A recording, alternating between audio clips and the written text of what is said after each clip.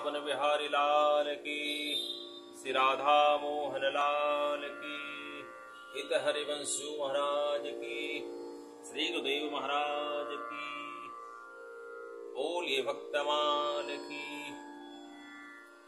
भक्तमाल के पावन चरित्र में आज हम सब लोग प्रवेश करने चल रहे हैं।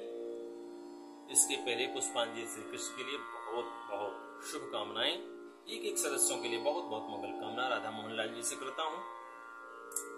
और आज एक भक्ताबाई का बहुत पावन चरित्र है जिसे हम आप लोग श्रवण करेंगे। भक्तन के हित सुत विशदियो उभय बाई कथा, सरसाई बात खोल के बताइए। भयो एक भूपता के भक्त हूँ अनेक आवे, आयो भक्त भूपता सो लगन लगाइए। नित ही चलते पे चलन न देत राजा, बितयो बरस मास कहे भूर जाइए। गई आस टूटी तन छूटी बे उरीति भई, नई बात पूछी रानी सबेले जनाई। जिन्होंने भक्तों का दर्शन सत्संग पाने के लिए अपने पुत्र को विष दे दिया, ऐसी पावनी कथा बड़ी रसमयी है।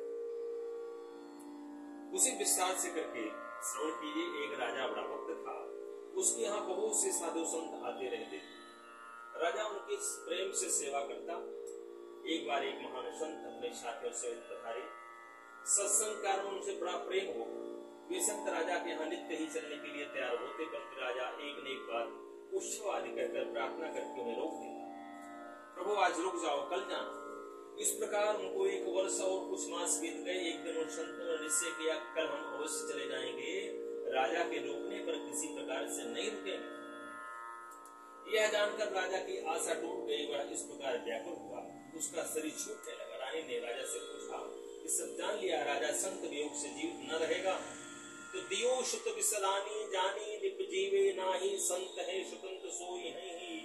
कैसे राखिए भये बिन घोर बधु, सोर करे रोए उठी, होए गई रावले में शुद्ध साधु भागी। रानी ने विचार करके जब यह जान लिया कि अब राजा जीवित नहीं रहेगा, तो उसने अपने पुत्र को विष दे दिया। पुत्र की अपेक्षा पद के प्रेम करना पति पिता धर्म और संत दर्शन निष्ठा की पराकाष्ठा है। क्योंकि संत तो स्वतंत्र होता है, इसे कैसे रोक करके रखा जाए, इसका ये कोई उपाय नहीं। प्रातः काल होने से पहले ही रानी रो उठी और अन्य दासियां भी रोने लगी। राजपुत्र के मरने के बाद फैल गई राजमहल में कोलाहल बस गया। संत ने सुना तो शीघ्र ही वह अपना कटी वस्त्र जो धारण किए थे जाने के लिए, उसे खोल करके जाने की तैयारी में जो बांधा था खोल दिया और राजभवन प्रवेश किया। जाकर बालक को देखा, उसका शरीर विष से नीला हो गया। इस बात का साक्षी था बालक का विष दिया गया। महात्मा रानी से पूछा, सत्य कहो तुमने ये क्यों किया? रानी कहा, निश्चय ही चले जाना चाहते थे। हमारे नेत्र आपके दर्शनों के बगैर कैसे रह पाते, इसलिए मैंने ऐसा उपाय किया। राजा की रानी के ऐसे भक्ति को देखकर महात्मा छाती खोलकर जोर से रोने लगा। मुझे रोकने के लिए तुमने अपने पुत्र को विष दे दिया, कैसी विलक्षण भक्ति प्रेम है। यह समझकर उनके मुख से बात नहीं निकल रही थी। उनका कंठ गदगद हो गया। उन्हें भक्ति की इस विलक्षण रीति से भारी सुख हुआ। भक्ति की रीति साधारणतया जानी ही नहीं जा सकती है। प्रेमा भक्ति को उदय होने पर उनके शरीर में दिव्य हो जाते हैं। अतः ऊंची या नीची जाति का विचार कहाँ रह जाता है। जाति के भेदभाव को त्याग कर उस प्रेम रस के सागर में ही सदा हृदय में धारण करना चाहिए। राजा निम्न जाति का क्षत्रिय है, यह भेद महात्मा जी के मन में नहीं रह गया। इसके बाद महात्मा जी ने भगवान के गुणों का वर्णन किया। उनके साक्षी संत यह बताकर उस बालक को जीवित कर दिया। उन्हें वह स्थान अत्यंत प्रिय लगा। अपने साथियों को जो जाना चाहते उन्हें विदा कर दिया और जो प्रेम रस में मग्न संत थे वही साथ रह गए। इस घटना के बाद महात्मा जी ने कहा, यदि हमें आप मार कर भगाएंगे तो भी हम यहाँ से नहीं जाएंगे। यह पावनी कथा एक भक्त चरित्र भक्ताबाई का था। अब दूसरी भक्ताबाई का चरित्र, इसमें दूसरा भाग श्रवण करें, बड़ा प्यारा है। करें सुनो चितलाई बात दूसरी, सुहाई ही जी जगमाही जवलों संत संग कीजिए। भक्त निप एक सुता ब्याही, सो भक्त महा जाके घर माझ नाम नहीं लीजिए। पल्लो साधु सीत सोप शरीर दिग रूप पले, मेरे जीव चरणामृत के स्वाद ही सो भीजे, रहो कैसे जाए अकुलाए न बसाए कछु, आवे पुर प्यारे तब विष सुख भीजे। आप लोग मन लगाकर दूसरी वक्ताबाई सीता देवी की पावन चरित्र को श्रवण कीजिए। इस प्रकार की कथाओं को सुनकर यही शिक्षा मिलती है कि संसार में जब तक रहे सत्संग अवश्य करना चाहिए। महाराज के राजा महीपति राव जी परम भक्त थे। उनकी कन्या कल्हाड़ के राजा राम राय के साथ ब्याही गई, लेकिन घर में सभी लोग महाभक्त थे। उनके यहाँ भक्ति संबंधी कोई कार्य कभी नहीं होता था। वहां साधु संत के आने के बाद तो दूर रहे, उनका नाम भी कोई नहीं लेता था। पिता के यहाँ राजकन्या शरीर संतों के शीत प्रसाद से नेत्र दर्शन से पली थी। उनका जीवा संत चरणामृत से स्वाद विशेष रस को जानने वाली थी। भक्तिमय वातावरण के पलने वाले उस राजा पुत्री का मन भगाने लगा। भक्ति विमुख लोगों के बीच में भला उससे कैसे रहा जा सकता। वहां उसका कुछ भी बस नहीं चलता था।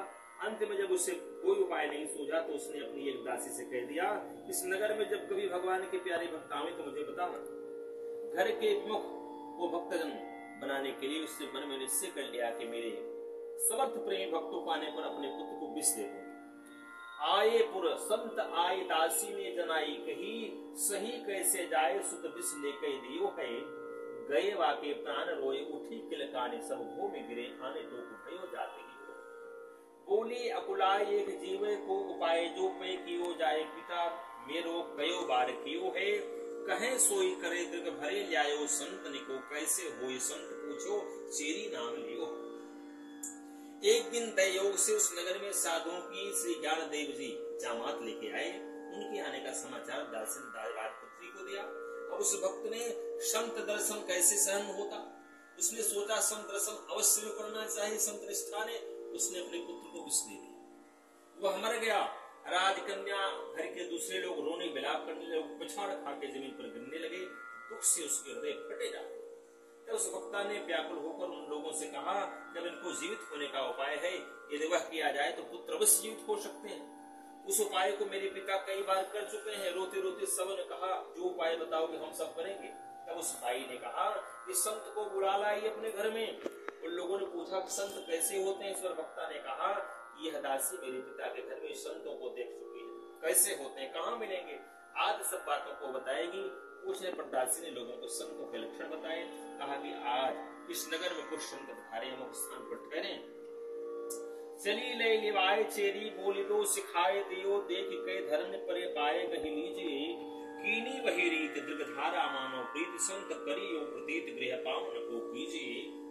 चले सुख पाए दासी आगे ही जनाए जाए, आए ठाड़ी बोझ पाए गहे मत भीजिए। कहीं अरे बात मेरो जानो पिता मात, मैं तो अंग में न माती आज प्राण वार दीजिए। वह दासी राजा के साथ लेकर चली, संतों से बोलना सिखा दिया और कहा उनको देखते पृथ्वी पर गिरकर दंडवत प्रणाम करना, उनके शरणों को पकड़ लेना। राजा ने दासी की कथना अनुसार ही कार्य किया। शोक से राजा की आंखों में आंसू की धारा बह रही थी, परंतु उसमें ऐसा लग रहा था कि मानो संत प्रेम वश रो रहे हैं। सहज विश्वास संतों ने विश्वास किया, ये लोग प्रेम से रुदन कर रहे हैं। राजा ने प्रार्थना की, प्रभु मेरे घर पधार कर पवित्र कीजिए। राजा की विनती स्वीकार कर संत जन प्रसन्नता पर उनके साथ चले। दासी ने आगे जाकर भक्ता रानी साधु को शुभागमन की सूचना दे दी। वह रानी पौड़ी में आकर खड़ी हो गई। संतों को देखते हुए उनके चरणों में गिर पड़ी, प्रेम बस गदगद हो गई। आंखों में आंसू भरकर धीरे से बोली, आप लोग मेरे माता पिता को जानते ही होंगे, क्योंकि बड़े संत सेवी हैं, भक्त भी हैं। ये सत्य जानो, आज मैं अपने अंग से फूल नहीं समा रही। आप लोगों का दर्शन पाकर मेरा जीवन धन्य होगा। अब मैं अपने प्राणों को आपके चरणों में न्यौछावर कर दूं, ऐसा लगता है। उस भक्ता रानी के विशेष प्रीति देकर संतन अति प्रसन्न हो गए। बोले कि तुमने जो प्रतिज्ञा वह पूरी होगी। राजमहल में जाकर संतों ने मरे हुए बालक को देखकर जान लिया, इसे निश्चय विष दिया गया है। उन्होंने भगवान का शरणामृत उसके मुख में डाला, वह तुरंत जीवित हो गया। इस विलक्षण चमत्कार को देखते राजा ने उसके परिवार के सभी लोग भक्ति से विमुक्त थे।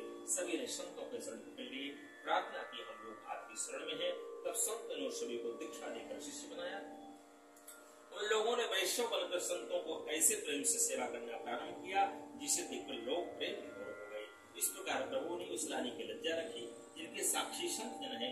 इस प्रकार उत्तर दर्शनाभिलाषी यदि कोई भी हो, आज भी संत के दर्शन से अपनी इच्छा प्रतिज्ञा को पूर्ण कर सकता है। इस प्रकार भगवान कहते हैं, यह बहुत प्यारा चरित्र है।